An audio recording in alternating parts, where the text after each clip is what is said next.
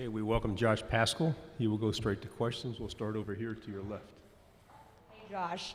Coach Stoops said you're taking things next level. You're going from a good player to a game wrecker. What do you think he means by that?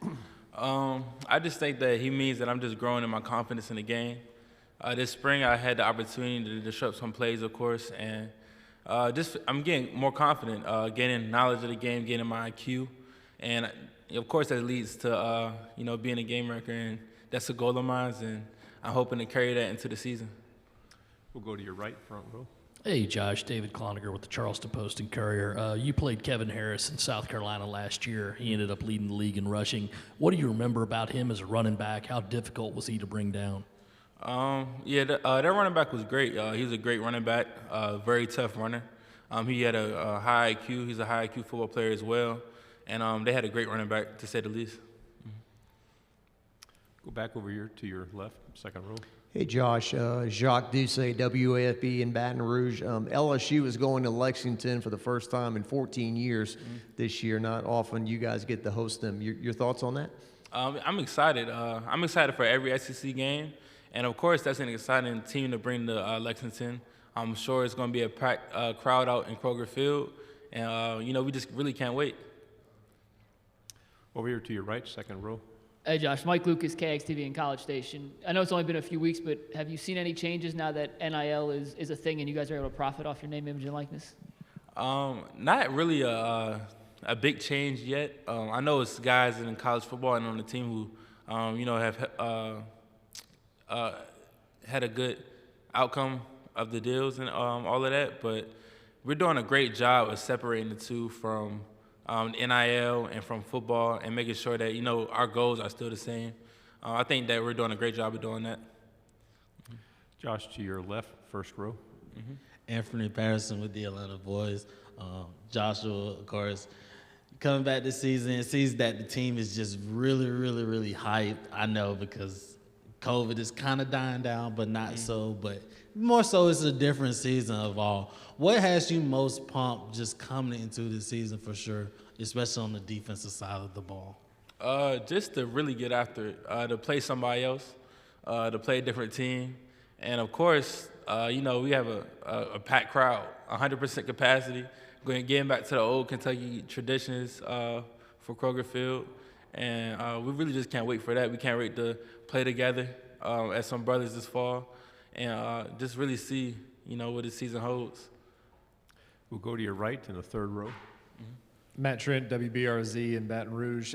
From last year to this year, what have you seen in terms of the evolution of Joel Williams, and what kind of impact is he going to have on this defense? Joe's a hard worker.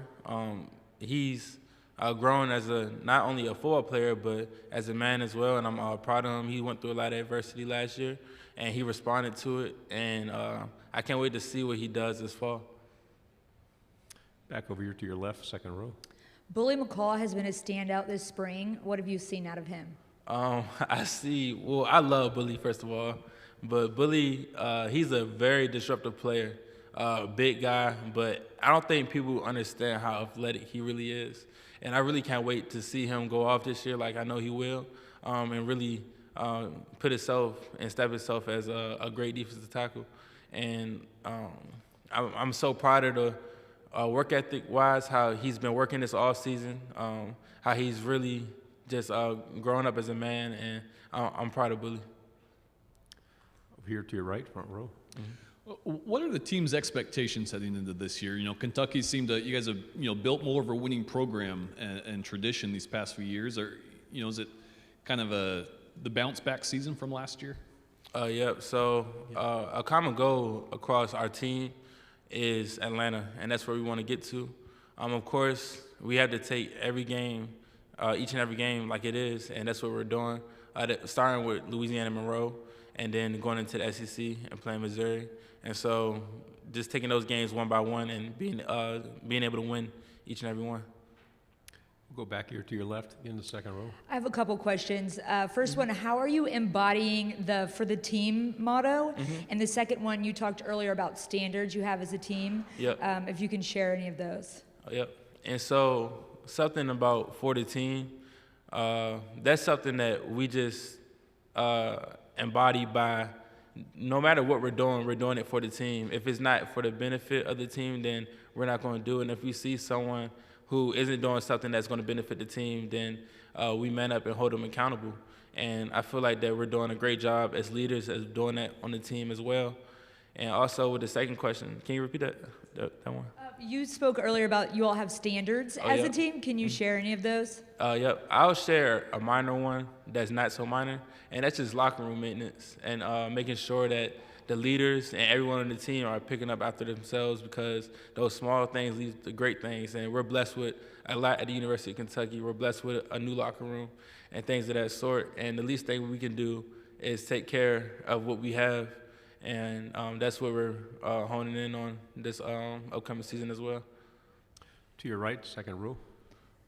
One thing Coach said in there is talking about the four of the team. Coach Schlarman was one that till the very end, while he was with you guys, everybody could see him struggling. Why are you here? For the team. Yep. So obviously he was one of those guys who truly embodied that. Not only that, you've had your own journey and your own struggles. How has that really helped mold you into the player that you are today and that we'll see this season? Just by Coach Schlarman, last year, of course, he was going through a lot of pain, but at the end of the day, he said that he was still there. He would show up to every practice, and he would do all of that for the team. And that's something that you can't take lightly. You had a guy who was going through something that we can never even think of, but he put us first. He put the team first. And that's something that you want to embody as a player, as a coach, as anyone working in the facility. You want to be like John Schlarman and like Coach Schlarman. Any other questions for Josh? Very good. Thanks very much for your time. Thank you, guys.